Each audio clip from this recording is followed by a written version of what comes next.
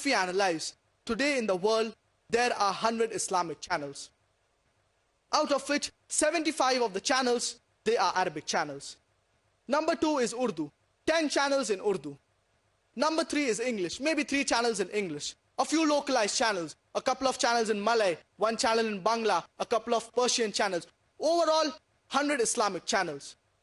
You know, in USA alone, there are no less than 2,000 TV stations, out of which only 100 belong to Christian missionaries. This is in USA alone. If we count UK and the entire world, there are several hundred Christian missionary channels in several languages of the world. We Muslims, we are very backward as far as media is concerned. And as I mentioned earlier, the IT information technology, it is advancing very fast and is overtaking all the other medias. The media, it is maligning Islam through the internet. We Muslims, we need to use this internet to convey the message of Islam. And the IT information technology, soon it will overtake even the satellite television channels. So we Muslims, we should be well equipped in this IT information technology. And alhamdulillah, recently the Peace Mobile has been launched. It is the first Islamic mobile in the world. And it consists of 80 hours of Islamic lectures. And it also consists of no less than 200 Islamic ringtones. Most of the ringtones we hear on the mobile, they consist of music. Music is haram. So it consists of 200 Islamic ringtones. And a 32 GB SD card is included with 4 GB internal memory. And there's a 5 megapixel camera and a dual core processor. In conclusion, I would like to mention a misconception. The media says that Islam was spread by the sword. The best reply to the misconception that Islam was spread by the sword is given by the famous historian Dilacy O'Leary in his book Islam at the Crossroads on page number 8.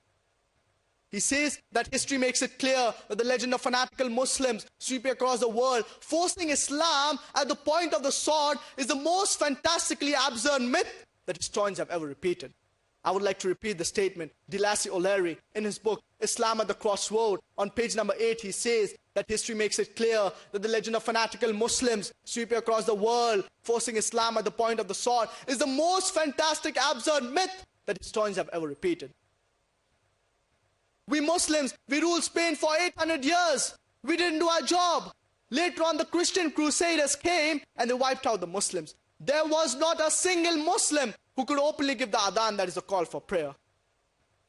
We Muslims, we were the lords of Arabia for 1400 years.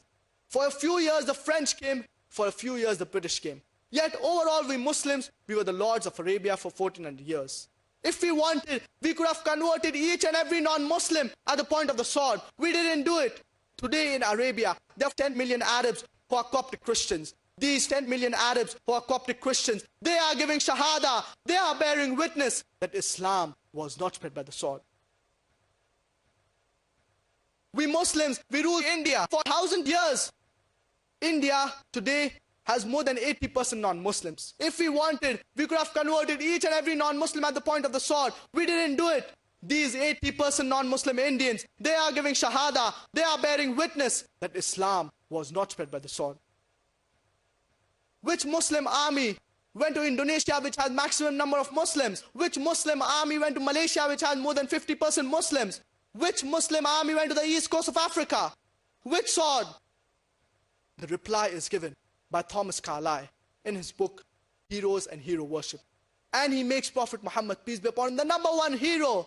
And he says that the sword indeed, but where will you get your sword? Every new idea at the beginning originates in the mind of one. One man against the whole world, that he will pick up his sword and propagate it. You must take your sword and propagate it. Thomas Carlyle is talking about the sword of intellect, the sword of reasoning. Even if we had the sword of steel, we could not use it. As Allah subhanahu wa ta'ala says in Surah Nahl, chapter number 16, verse number 125, "Udu'u ila sabili rabbika bil hikmah wal maw'izati al hasana wajadilhum billati hi ahsan." Invite all to the way of thy Lord with wisdom and beautiful preaching, and argue with them and reason with them in the ways that are best and most gracious.